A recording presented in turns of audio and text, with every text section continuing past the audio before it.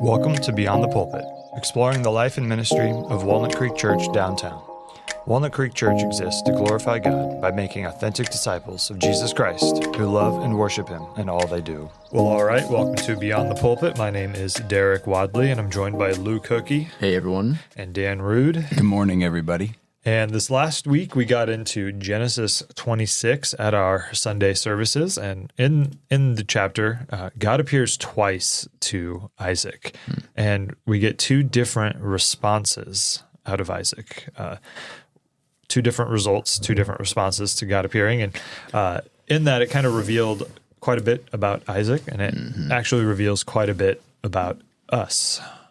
That's correct. Yeah, there's a lot happening in chapter 26. Chapter 26 is the only chapter in the Bible where Isaac is the main character.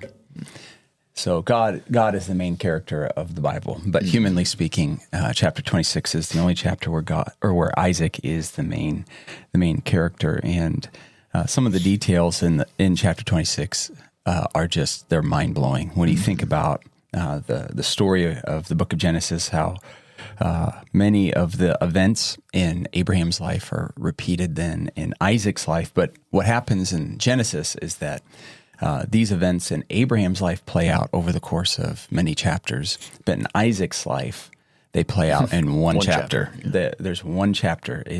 And we're supposed to notice the continuity and discontinuity of Abraham and Isaac, that they're similar and yet they are different. And so many people, when they or at least several commentators I read, when they work through chapter 26, they're just comparing and contrasting how they are the same and how they're different, where Abraham fails, where Isaac fails, where Abraham succeeds, where Isaac succeeds. And I think that's a helpful way to work through chapter 26.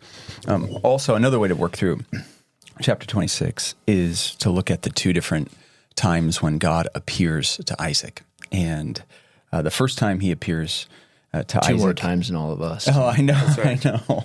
That's exactly right. It is funny to think about it. This is the only chapter, but in one chapter, so to speak, of Isaac's life, God appears to him, which is Nice. more than any of us have experienced. Has He not appeared to us in the form of Christ? Yes, okay. In the coming of Christ. Thank you, Dee. You nailed it. Yeah. Nailed it. And so the context is that there's a famine in the land, and Moses, who wrote Genesis 26, he's trying to tie the famine that Isaac's facing to the famine that Abraham's facing. He says, and there was another famine in the land in addition to the one that had occurred in Abraham's time. So he's like, it's a different famine. Now, a famine was devastating back then. I mean, famines are devastating, but oh man, super devastating when you're already in the middle of a desert. And there is even more of a drought and you can't find any water. It's just devastating. And so Isaac and Rebekah, they're on their way to Egypt. God appears to Isaac and Rebekah. He says, do not go to Egypt. Stay in the land, and I'm going to take care of you. And so God appears to him. And this is the first time that God appears to Isaac in the Bible. Yep. Now, verse 6 is an interesting verse because what you would anticipate as you're studying through it, what you would anticipate Isaac doing in verse 6. It says, so Isaac settled in Gerar. That's like a good response. Yep. He obeys, but what is omitted is that he does not worship. He doesn't worship. He does not set up an altar. He does not pitch his tent, and he does not worship God. But he does stay. So he stays. So in a sense, he passes the test. But his fear, champion. What's that? The bare minimum champion. The bare minimum. Yes. And I think that's part of the story, is that God appears to him, he obeys, but what is omitted is worship. He does not worship, and then he has another fearful situation, and that's with his wife Rebekah among the Philistines. And I think it's so interesting. He's living among the Philistines. I mean, they are the bad guys in the Old Testament. When you read the Philistines, and you think about Jacob is living amongst the people who are always trying to kill the people of God. I know. It's like, what? I know. So. And then you think about David, how David later, he sought refuge among the Philistines, There's something about that. I haven't been able to figure out how it relates to David quite yet. Someday we'll. But maybe when we teach Genesis, when we're 80 years old, Yeah, that's right. we'll circle back and we'll be able to make even more connections. But he doesn't worship. He doesn't worship, but he does obey. He's in the land of the Philistines in Gerar, and he's like, oh man, my wife, she's a looker. She's looking good. She's very pretty, and these Philistines are pretty intimidating. And he's a foreigner. That's what God says to him. Stay as an alien in the land. Yep. So he's like, these aren't my people. I'm a foreigner in this land. I don't really have any rights. They're just going to kill me, probably. They're probably just going to kill me. That's what he says. The men of this place will kill me on account of Rebekah, for she is a beautiful woman. I think that gives us a little bit of a taste of what life might have been like back then. I have a beautiful wife, but I've never thought of introducing her as my sister in order to avoid being murdered. That's never crossed my mind. It's no context I can think of. Oh no! And even part of your thinking is like, how does that actually help? I mean, it does and it doesn't. You're like, oh, wait a minute. I'm going to introduce her as my sister. Therefore, if something happens, it's not going to be as bad, or nothing's going to happen. Okay, so who's your kid's mom? Yeah. No, don't worry about that. Don't worry about it. Not relevant, Derek. That little guy. We don't have kids. What are you talking about? I know. Yeah, so he compromises, he lies because he's afraid, and his fear is, it's just overriding his brain. Well, yeah, fear causes you to do all kinds of insane things. All kinds of insane things. Yeah. It is a powerful motivator. It is. And it often circumvents your brain. Yeah. Yeah, it often circumvents your brain, and it goes around your brain. You're not even thinking. And as Christians, when we read in the Bible that Isaac fears and he gives into his fear, and there are many examples of that where people give in to their fears. Saul gives into his fear. He's afraid and he gives in. Many examples we could look at. This is not teaching that as Christians we should have no fear. Right. This is not what it's saying. I mean, doesn't Proverbs 1 tell us that the fear of the Lord is the beginning of knowledge? So there's clearly there's a good fear and a righteous fear. A righteous fear. Yeah. Well, and there's just a reality where you're going to be in fearful situations. You're going to be in fearful situations. It's just going to happen. You don't want to have no fear response to staring down a lion. Exactly. I read that 7% of adults in America believe they could defeat a grizzly bear in a fight. That sounds like one of those 60% of all stats are made up.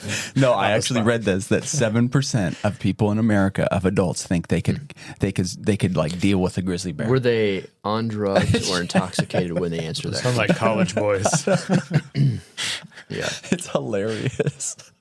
So, those people... Have you ever seen a grizzly bear? That's the question. Yeah, I know. I'm like, what are you... Okay, so that's not... God isn't saying, you're around a grizzly bear, you should have no fear. Right. That's not what he's saying.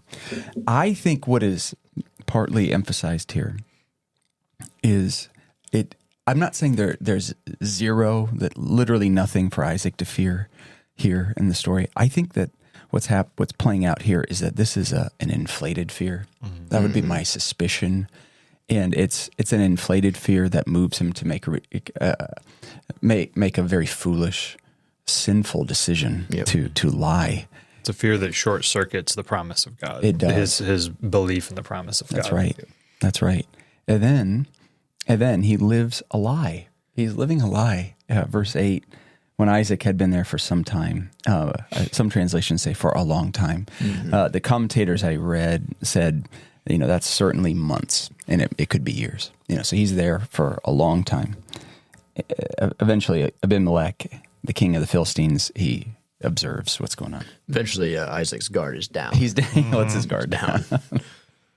That's probably my favorite little detail in the whole story is when Moses turns Isaac's name into a verb. Isaac was Isaacing his wife, Rebecca, and whatever that means. And so he gets caught, and he misrepresents. He's misrepresenting the Lord, and so you have Isaac, who's supposed to be the man of God who trusts God, the ambassador of Yahweh to the nations. God's heart is to bless the whole world. He's entered into a covenant with Isaac. He's just reaffirmed that covenant in the earlier text, and now it's the Philistine who has not perfect moral clarity, but more moral clarity, saying, "What are you doing? Why are you doing this? Why are you lying to us?" And so his witnesses is compromised. Yep. And so the result of not worshiping is that he gives into his fear. He misrepresents the Lord. Mm-hmm. I think those are the two consequences. And then in verse 12, he keeps going. He keeps living life. He sowed seed in the land that year, and he reaped 100 times what was sown, and the Lord blessed him. So you're like, in a famine, God's blessing him, even though he just fails, and God is just continuing to bless him. But there are consequences. Mm-hmm. So instead of living peacefully with the Philistines, now there's conflict. Mm-hmm. There's conflict with the Philistines. And you're supposed to see that conflict playing out with the wells. And but eventually he makes his way to Beersheba. And Beersheba is where the Lord appears to Isaac again. So this is like round two. This is round two. It's like God. It's like, okay, you blew it the first time here, Isaac, but now you get another chance. Let's try this again. And Beersheba is the place where Abraham worshipped God. Mm-hmm. He worshipped in Beersheba. And so there's something symbolic there that I think is right. Like his father worshipped in Beersheba. So he goes to Beersheba, and God appears to him, and God says, from there he went up to Beersheba, and the Lord appeared to him that night and said, I am the God of your father Abraham. Do not be afraid. Don't be afraid. You've been living in fear, buddy. Don't be afraid. Why? For I am with you. I will bless you and multiply your offspring because of my servant Abraham. And he says, I made a covenant with him. I made a covenant with you. And I'm going to do what I say. I am with you. I will bless you. But this time, do you see his response in verse 25? Mm-hmm. It's different. Yeah. So this time he built an altar there. Mm-hmm. This time he worships. He built an altar there, called on the name of the Lord, and pitched his tent there. Isaac's servants also dug a well there. Mm-hmm. And so he throughout the story, he's chasing water for his flocks. And this is where we need to remember the instruction by TLC. Don't go chasing waterfalls. Just don't do it. Stick to the rivers and the lakes that you're used to. Go back to your father's lake. Do you know how many times I wanted to bring up TLC? Don't go chasing waterfalls on Sunday. I didn't do it, though. No. Self-control. That's about 65% of the people there would be like, I don't know who that is. We don't know who. But the people who knew, they knew. They would know. Don't worry. Right. Don't go look it up. Yeah, so don't go chasing waterfalls. Y'all that don't know listening to this, don't go chasing waterfalls. Don't go listen to TLC. But for those that know, you know. Yeah. If you know, you know. So he's not chasing waterfalls now. He's not chasing the wells. He's worshiping God. He's worshiping God. And I think there's something here about the priority of worship we're supposed to pay attention to. This is not teaching us that Isaac is now perfect. We're going to learn about his imperfections in chapter 27. We might, as TLC would say, learn that he's a scrub. Yikes. And God don't want no scrub. Wow. I don't even know what to make of this conversation. Luke is not having a good time. It's devolving quickly into pull up into Satanism.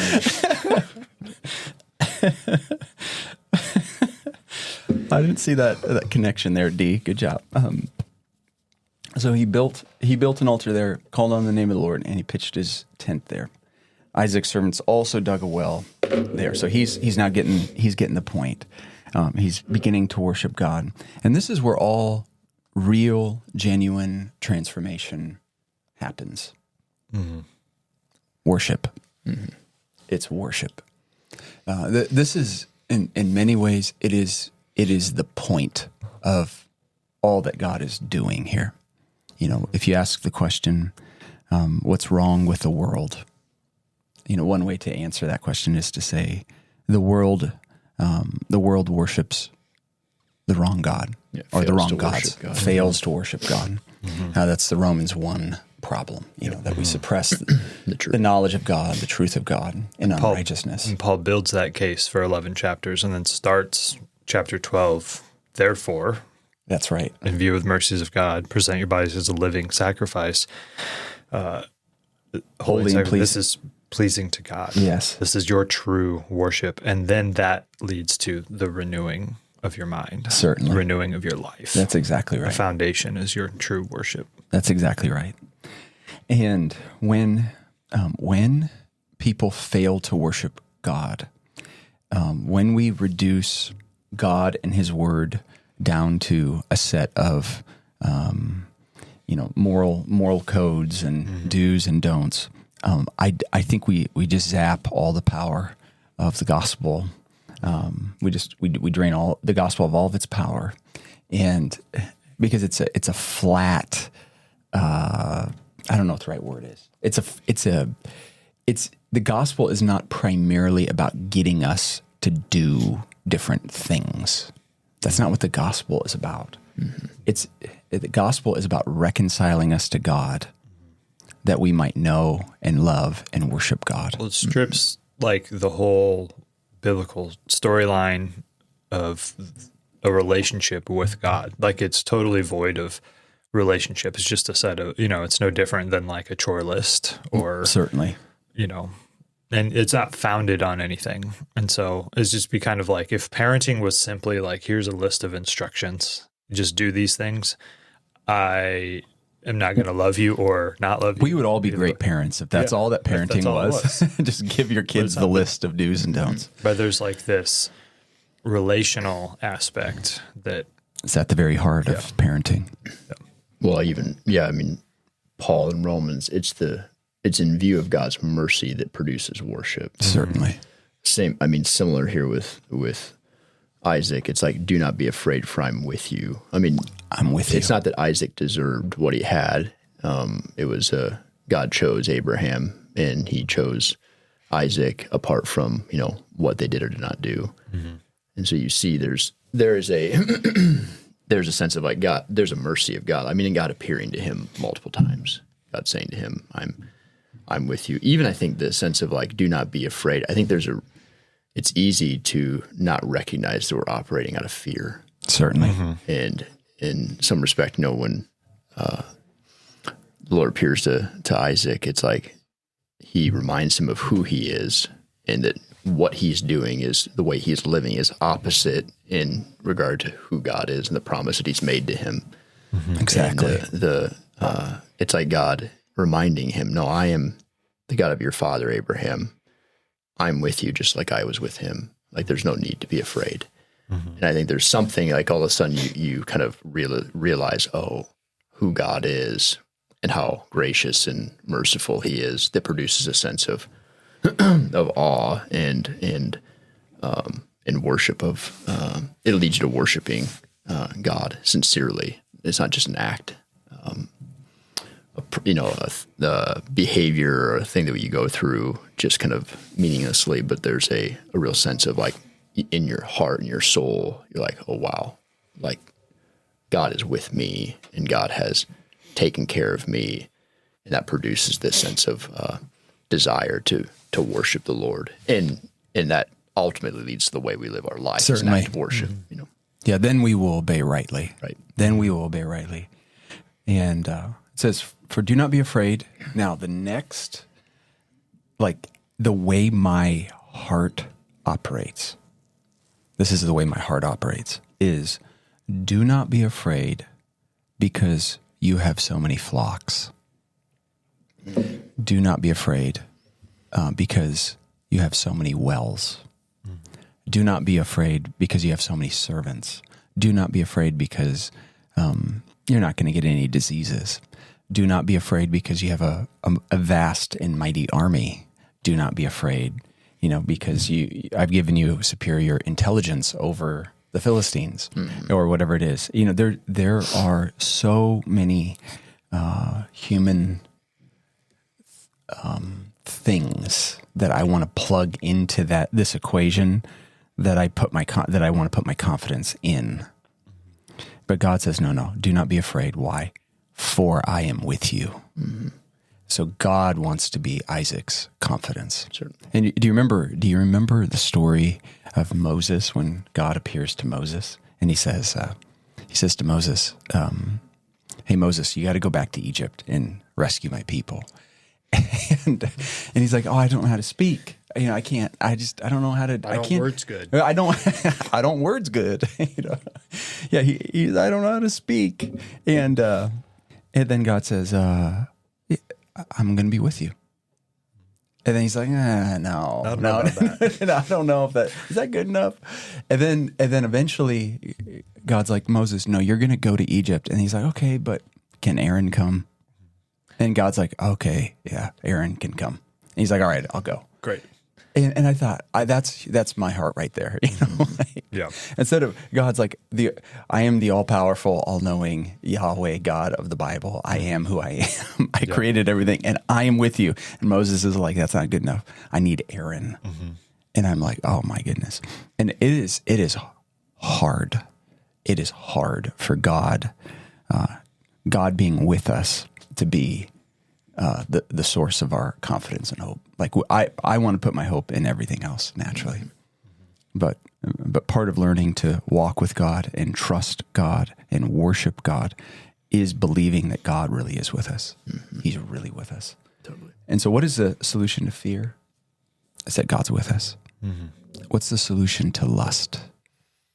God with us. God with us. What's the solution to our greed? God's with us. What's the solution to our pride? God's with us. He's with us. Now, I'm not saying there are no other steps to take. Right. It's not just like a mantra. It's not a mantra. But it's a reality.